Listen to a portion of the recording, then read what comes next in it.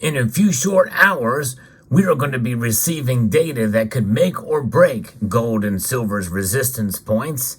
We'll talk about that and so much more as we explore.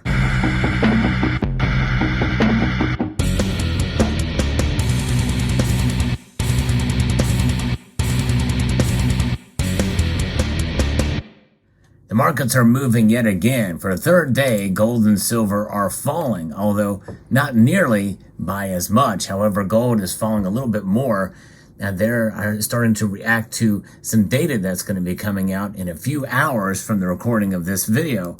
I'm going to be referencing two different pieces that talk about gold and silver separately. They are, in a sense, tied together, but then again, they have been moving further apart, as we know from the gold and silver ratio. In fact, the gold to silver ratio right now is at 84.54. If you enjoyed content like this, I hope you will consider subscribing to the channel and pressing that thumbs up button to help the algorithm. Nonetheless, let's see what gold and silver are doing right now. Gold is down $11 as I record this video, moments before the markets close. That's down to $1,915. Silver has fallen as well, but not by nearly as much as it has the past few days. It's down 0.46%, down 11 cents to $22.74. Platinum and palladium are both moving in opposite directions. Platinum is actually down below $900 an ounce again. It touched below $900 yesterday for a brief amount of time. That is telling, mainly more so for silver than for gold. But palladium is actually up a little bit. It's up 0.75 percentage point.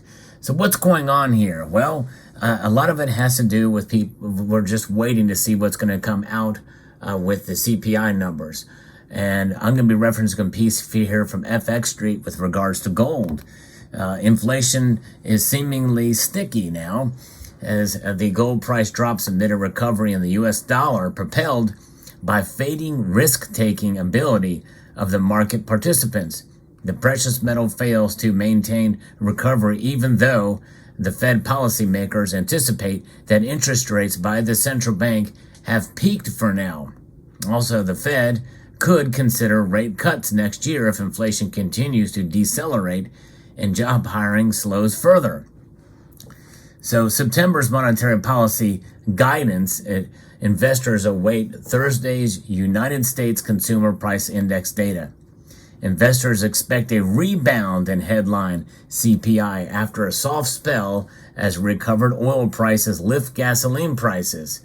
And U.S. hiring slowed in July, while the U.S. unemployment rate remains near historic lows. July's inflation data will set a base for the next interest rate decision, and they are essentially thinking that it's going to probably go up a little bit. It's 3% now. We could see it go up to 3.4%. We'll find out. But gold is reacting to that more so than silver right now. And so it's fascinating to see. Now, Philadelphia Fed President Patrick Harker said that the central bank could hold interest rates steady at this point and let monetary policy do its job. Investors should note that the Fed Harker is not a voting member this year, but New York Fed President John Williams thinks interest rates have peaked for now and expects the central bank will consider rate cuts next year. Now, the sentiment is still pretty bullish that pretty solid that the Federal Reserve is going to hold in September. But I think that we could see if Consumer Price Index data comes in hot and up, maybe even 3.5 or higher, that they may decide to go ahead and do one more a rate hike, a 25 basis point rate hike. So that's gold. You know, gold is essentially reacting to the dollar and to what the Fed is going to do, and it's pretty typical for gold to do that. Silver, on the other hand, is a little bit different story. There's some red flags coming out of China. We talked about this yesterday. And amidst with EV story that came out a couple of days ago that I referred to, I think that's fairly bearish on silver. Now, silver is reacting for all the same reasons that gold would in this case. Silver is going down because of the factors that we talked about with gold, But silver is seen much more as a commodity, as an industrial metal, than gold is. So therefore, its movement to the downside has a lot more effect in terms of industrial movers and shakers. And we're going to talk about that now from an article from investing.com out of the United Kingdom. We saw silver down 8% over 4 weeks at an inflection point now amid China's slowdown. One of the world's most valuable industrial metals, silver, and it is the most versatile metal on the periodic table, by the way. It could lose more of its luster as the economy heavily relies on slows by the day. The economy that it relies on is slowing more now. And if we lead into recession, this means that silver's price could continue to drop, and maybe even dramatically. I know it seems crazy to think about, but typically what happens is silver performs best on the tail end of a recession, and after inflation is entrenched to where the Federal Reserve can't do anything more about it. Otherwise, silver's kind of stuck. Now, silver, which is key to renewable energy from its extensive use in solar panels, has lost 8% of its value in 4 weeks, trading at a crosswinds now, with a technical rebound likely after the triggering of key support levels on its way down. But it could also enter in a new period of fundamentally driven bearishness after trade data showed that China's exports tumbling at its fastest pace in 3.5 years, adding to concerns about the world's number 2 economy.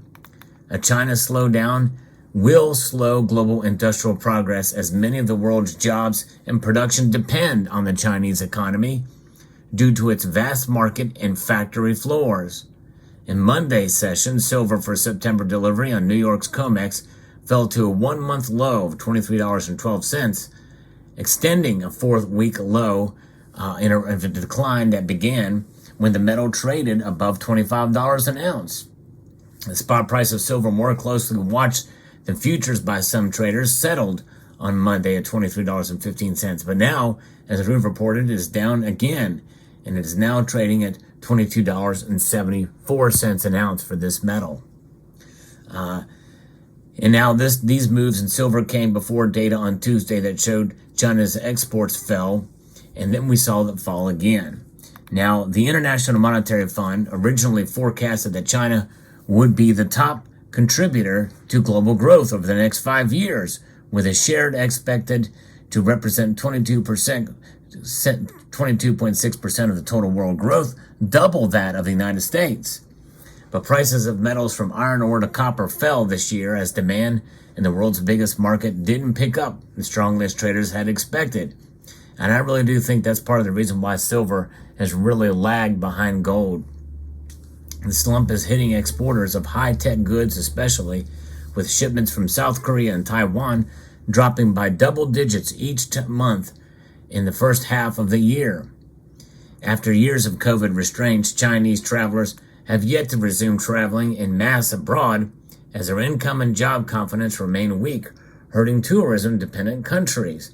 With the risk of further interest rate hikes tipping the U.S. into recession, the prospect has grown to the world's 2 biggest economic powerhouses slumping simultaneously, compounding the pain for everybody. And we see solar power. China has 430 gigawatts of more solar capacity, making it the largest solar energy producer. Silver is a key element in solar panels due to its use in photovoltaic power, which drives some of the leading renewable energy resources or sources globally. With about 20 grams of silver being used in every solar panel, there remains a vital source of demand for the metal. But if their production is down, their economy is slowing, that means that's going to wane a bit too. And the silver deficit that we've been talking about and touting may be delayed some, which means silver's price could continue to suffer. We'll see how it plays out. But nonetheless, there's your market report here for today. Fascinating to see how the metals are moving in this direction. It provides an opportunity if you are a buyer, but there's less demand for silver and gold now for stackers as well too. Premiums have come down. Demand is dropping. Folks, this is the summer doldrums, and it's just coming a little later than I expected. I figured this would happen in June and at the beginning of July. But indeed, we saw some pretty crazy activity and upside dramatically for both metals, but especially silver. Again, topping in, coming in above $25 an ounce. I don't know what's going to happen from here till September, but likely it's probably going to be lower prices for silver and lackluster prices for gold.